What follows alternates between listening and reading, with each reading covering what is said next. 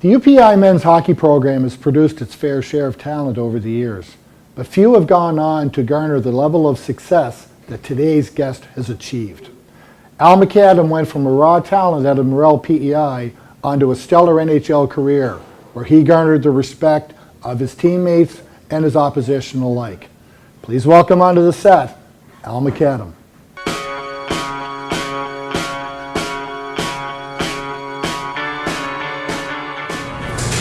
Al MacAdam, great to have you on the show. Good to be here, Norman. Thanks, Al. Yeah. So, Al, listen, I want to take you back to when you first came to Charlottetown from Morel.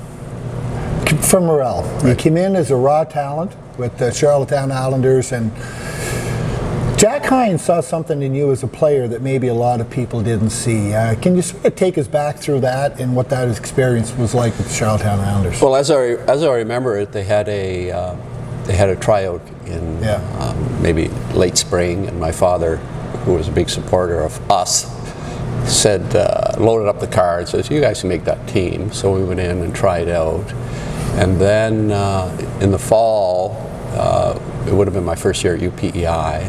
So I tried out at UPEI, tried out for the Islanders, but I don't think I made it right away. Mm-hmm. Somebody got hurt, and I went to the team.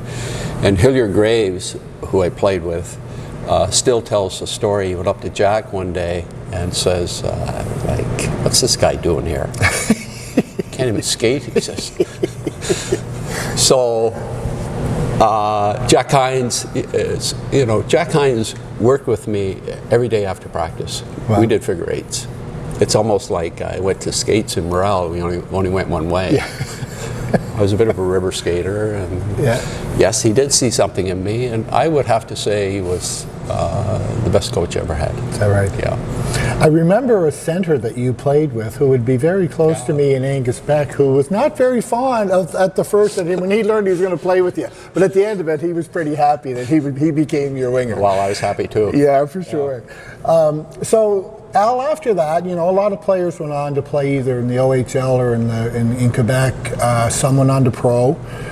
You made the decision at that time to go with the UPEI Panthers. What factored into that decision? Well, the junior league folded in the Maritimes because the Voyageurs moved to Halifax, the American League team, right? And the OHL did a draft, and I was drafted to Hamilton. Okay. And I was talking to Billy McMillan and Bobby as well, and they said it wasn't a very good organization. The Durbanos ran the organization at that time, and like Steve Durbano family? His dad, His dad, yeah. So I decided not to go. I think it's important to go to a good organization. So I was walking through campus one day, and Jack Kane came up to me and says, "Do you want to play for us?" I said, "Yeah, I'd love to play for you." It was that simple. And Jack can have a little bit of influence with people. Yeah, good stuff. Yeah. So after that, Al, you ended up being drafted by the Philadelphia Flyers back in the heyday of the Flyers, fourth round of the Flyers in '72. You ended up playing 5 games with them. Yep. What was that like, being part of the Broad Street Bullies in that era with them? Well, it was a really good team. Shiro being the guy, the main cog, and Bobby Clark being the guy who the team centered around. Right. And it was a good team, and I was kind of part of it, but really not. Yeah. In the sense that I knew I was going back to the minors, and I really wasn't at that time. I really wasn't ready to play in the NHL.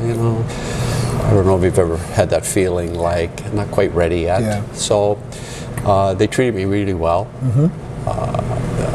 It was important at that point in my career to, I thought, to be on a good team, like a really good team, and not only good team, but good team, good team people, and kind of carried me through the dry years. California. Of which there were many in Right. Cleveland and California. Right. You got your name in the Stanley Cup? No, I don't. No. No. So that's a myth. Yes. Okay, we debunked that. Yeah. So Al, you did go on. You California, Cleveland merged into Minnesota North Stars. 1980 was a big year for you. You were a Masterson Trophy winner. Yeah. Then you come against another juggernaut in 1981 against the New York Islanders Stanley Cup Final. Right. What was that like? I mean, that team would have been kicking in all cylinders at that time. It was really, really exciting. You know, that's the goal of everyone is to to win the cup, but to get to the, let's call it the show. In retrospect, I felt, you know, we were, let's say, pushed and encouraged all the way through, but when we hit the Islanders, I felt the management kind of happy to be there. Okay. And, you know, we get some experience and we'll be back, and we're never back. A lot of teams don't go back. A lot of teams don't go back. You know, you got to take advantage of it. So I felt like I played well, and I was in the zone. And, good line. You, Steve Payne, really Bobby good Smith. line. Yeah. Great line, actually. Yeah. And then you and Bobby end up, of course, reuniting in Halifax all those years later. Yeah, you know, we're not close friends per se. Yeah. You know, we're like two ships passing in the dark. We were with each other for 3 or 4 years, and then hit up again. Yeah. And that team we had in Halifax was probably, besides the Flyers, the best team I ever coached. Obviously, really good. We had a really good team. Good. Yeah. So Al, on the coaching side, your playing days were over. The AUS became a bit of a breeding ground for you as your coach when you had a cup of tea here with the Panthers, coaching with Mike Kelly back in the day, and then, but there was also your first stint was really as a head coach of the St. Thomas Tommies. How did that prepare you as a coach, like moving forward? Well, the last 2 or 3 years of my career, I thought I'd like to be interested in coaching, and I tried to pick up on, you know, the coaches I had at that time, how they handled situations, and I ended up my pro career in Fredericton, and you know, the family was comfortable in school, so I applied for St. Thomas, and it was a big time learning experience for me, you know, going in cold and having to recruit. Yeah. St. Thomas at that time was really like a high school. Yeah. You know, 1,200 students. Right. So anyway, it was very close. Kind of like the early years of UPEI and St. Dunstan's, you know, with Father Bulger and all that crew around. You know, they had that kind of everyone knew everybody. Yeah, everybody knew everybody, so it was good. And I felt I matured there, and at a certain point, towards the end of my career, I felt I reached my I wasn't going any further as a coach, and I thought it was time to move on. Right, and that brought you to scouting. Yes. Several years working with your old junior Islander teammate Kevin Devine in Buffalo. What's that like, Al, being an NHL scout? I know it's a demanding job, but you know, paint a picture for it. Maybe some of the things you look for in players. Well, I look for something in a player that will allow him to play in the NHL. Yeah. So, you know, is it his skating?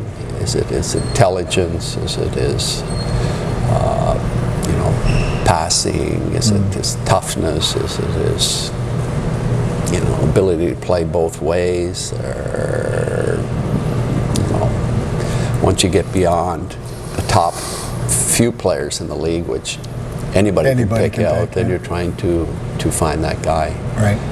So there's a checklist, and then once you get beyond the checklist, you have to figure out what this guy's all about.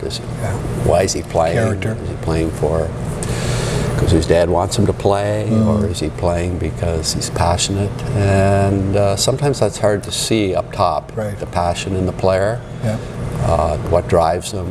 And so we make lots of mistakes in choosing players, and it's far from a perfect science. Oh, it's not a perfect science. It's like going to high school and interviewing grade 12 students and see if they make a good doctor. Yeah, right. Yeah, good luck. Good luck. So Al, You need good luck. Your coaching days and all this has really come back to roost. Your son John, who is himself a former Panther, we would be rare breed, where our father-son combination play in UPEI hockey. But John is heavily involved in the coaching, and you've come back and kind of lent your expertise to the minor hockey ranks. How's that been for you to come back, go that full circle and come back to the grassroots level? Well, I've been coaching your grandniece Daisy. Good luck with My that favorite player. So maybe I've reached my pinnacles, right? So I think at that level, the introduction level, I think you have to show some passion. Sure. Yeah, that you love the game. Yeah. And whatever they want to do, they want to lie down. When they're 4 or 5 years old, like if they want to lie down, they lie down. So you want them coming back. Yeah. You want them to have a good experience. Sure. Just like you do if you're coaching 12-year-old. You want them to keep playing. You want them to keep playing when they're our age, really. It's a great game. Sure. It's fun. It makes the winter go fast. Meet great people. Yeah. Speaking of that, you're a Nooner. Yeah, I'm a Nooner. Well, you're a proud Nooner. You hang with those We're waiting guys. for you to come back. That ain't going to happen. But the new knee, I can't play. Yeah. Yeah, Nooners is, you know about Nooners. A lot of good players that played a good level of hockey, and there's no fooling around. Nobody gets hurt per se. It's well organized. Mike Hennessy. We got a great commissioner. A little tight on the money, but anyway, and very select on who he lets in too, right? Well, my theory is a bad day at hockey is better than a good day running. Good for you. Yeah, it makes the winter go fast, and I still like playing. Knock on wood, no injuries. Yeah. So it's all good. Well, Al, I've watched you since the 1970s. I've always had tremendous respect for you as a player, a person, proud Islander, a proud Panther, and thanks for being you. You've been a great ambassador for P.E.I. in your hockey playing days, well respected. Thanks for your contribution to hockey in the island, and thanks for taking your time to come out here today. Well, thanks for the interview. Thanks for P.E.I. Well, my nickname, of course, was Fighter. Throughout the league, I was Spud. Spud, so, like most P.E.I. guys who go away. I spoke highly of P.E.I. Yeah, good. Good stuff. It's a great place. Great. Yeah. Thanks, buddy. Okay, thanks.